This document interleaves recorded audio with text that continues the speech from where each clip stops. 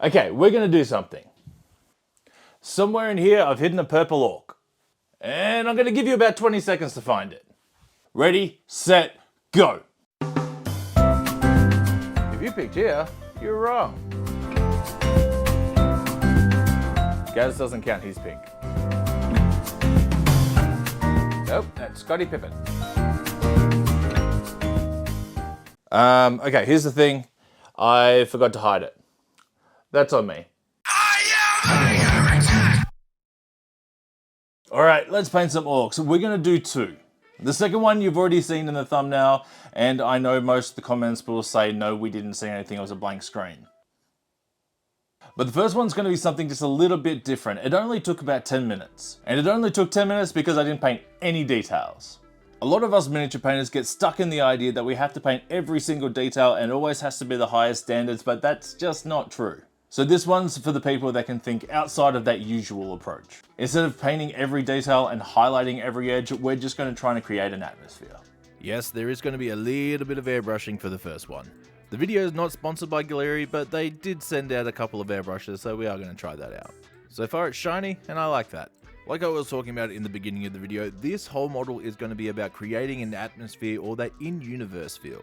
So for the base coat, I'm just going with Terrestrial Titan, which is just that desaturated purple that we use all the time.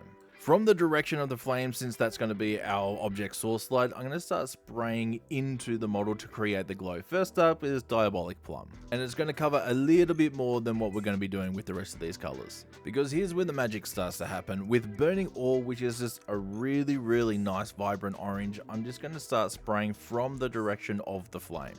Instantly jumping into this orange is going to warm everything up. But the really important part of this, as you guessed it, is spraying from that one direction, not the band.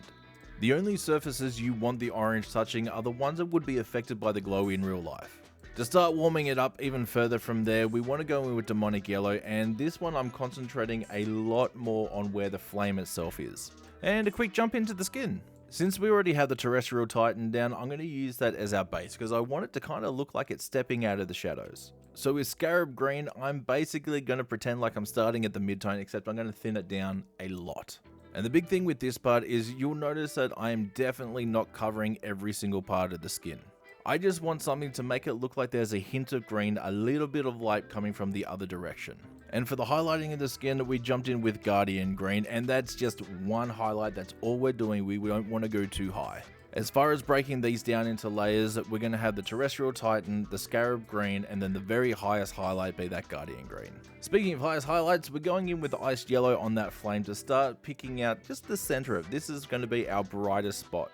The key to OSL is pretty simple. It's going to be brightest from where the light's coming from, and then it's going to fade and dull away as it gets further away from that light source.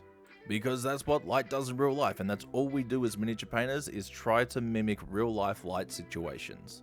Jumping back with that Burning Ore orange, we're just going to start to glaze in just a few little sections. One, this is going to smooth everything out, it's going to make things a little bit warmer, and we're going to knock off some of the overspray of the yellow where things have gotten just a little bit too bright.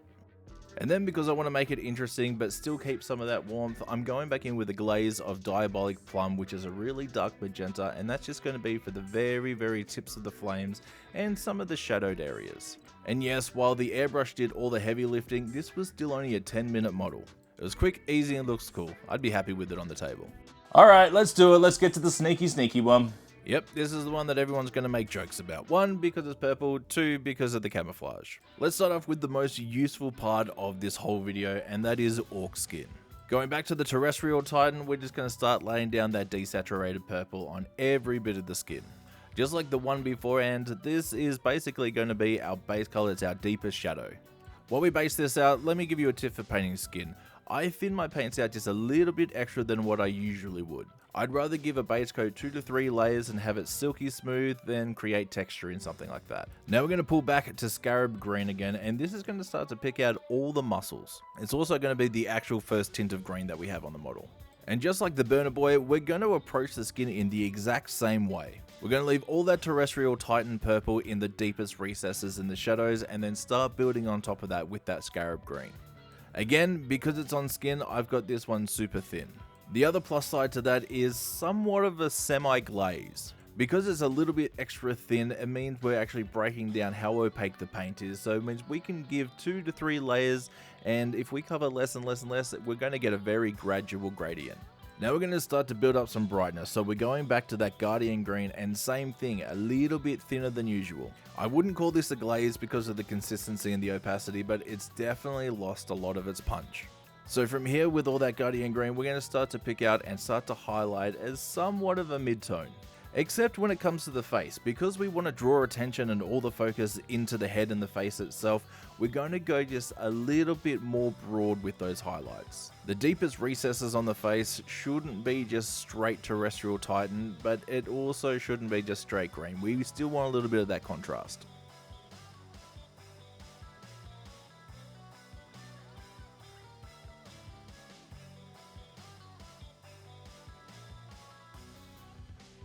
Once we've built up all that musculature, we're going to go into leafy green.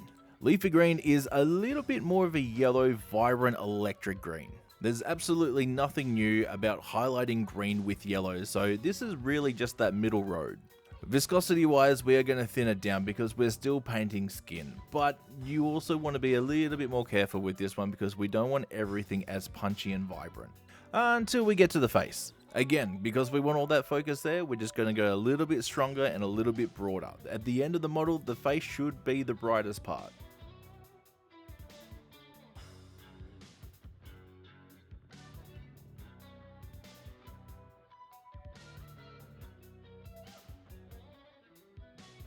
For all the skin that isn't on the head, this is going to be the highest highlight. So that's everything from the fingers, the knuckles, the shoulders, the rippling muscles, and then of course, yeah, that football player sized neck. From here, we're only concentrating on the face, but there's not too many extra steps. From here, I've just gone into warped yellow, and this is almost a glaze. This is really, really thin. What I'm doing here with the yellow is, yes, it's a highlight, but two, with that glaze, I want to bring a little bit of extra warmth into the face. Especially that bum chin. He could wipe his ass and blow his nose at the same time.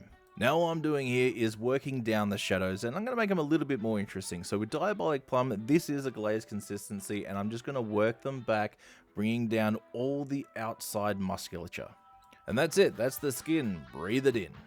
This will work for just about any orc scheme you have, unless you want to be an absolute dickhead like me and do this. We're going to keep that Diabolic Plum out, except we're going back to its original viscosity because we are base layering. And while I'm going to show you the camouflage and how to do all the patterns on the vest, we did go through and do the pants and the hat as well. After the Diabolic Plum, we're pulling that Terrestrial Titan back out just to kind of bring down the shadows a little bit.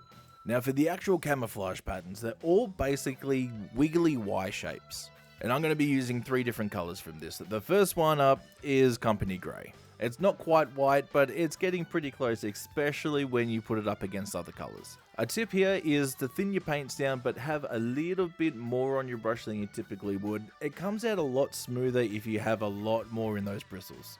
For the pink, we're using Impish Rogue. 9 times out of 10, I jumped straight into Wicked Pink, but that was a little bit too hot for what I wanted to do here. The hardest thing I found with camouflage is trying to get it to look right. And that's not because of the pattern. Well, it actually kind of is because of the pattern, because it does exactly what it's supposed to do and it breaks everything up. You will 100% lose definition in the parts that you're painting in camouflage because that's exactly what it's supposed to do. And obviously, black was the next color there. Alright, time for some boots. I jumped straight into Burnt Turf for this one because I kind of wanted that worker boot Timberlands kind of feel. Again, I'm not going crazy on the highlighting. After the Burnt Turf, we highlighted with Wasteland Clay. And really, it's just to pick out some of the different folds in the bulbous parts, just to make it look a little extra.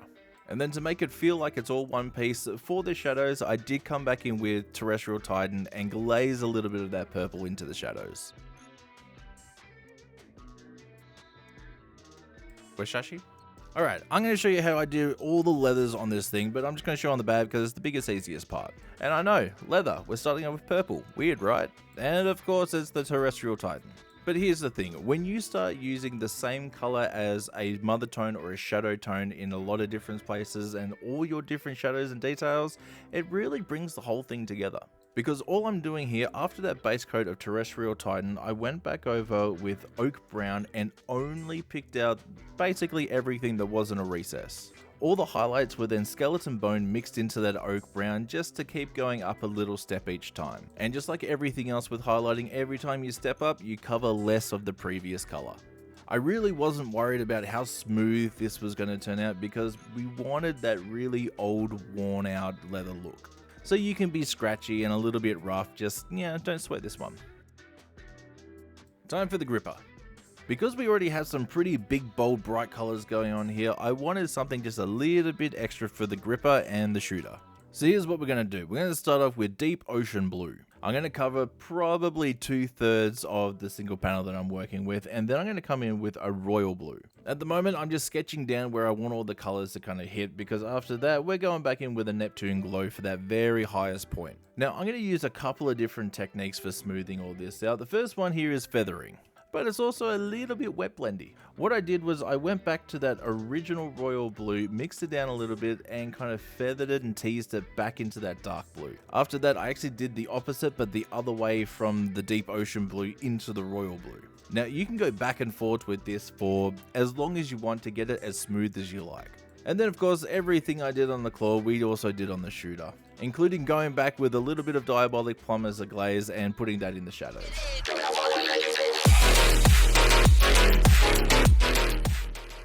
And that's going to wrap us up. We have a burner boy that was all atmosphere and zero detail. And honestly, moving forward, if I went out and bought another box of burner boys, I'd do the exact same thing, but let's be honest, I'd probably do it in magenta. And then we have the sneakiest sneaky boy. This one definitely was not 10 minutes. But in saying that, this is for kill team, and when you don't have as many models for your entire army, you can take that little bit of extra time and put the effort into it. As always, a massive thank you to InGames, the Army Painter, and all of our Patreons, and of course everybody that watches these videos, whether it be every night or every week. And a very special thank you to Mrs. Heresy for not letting me paint Tau. Appreciate that.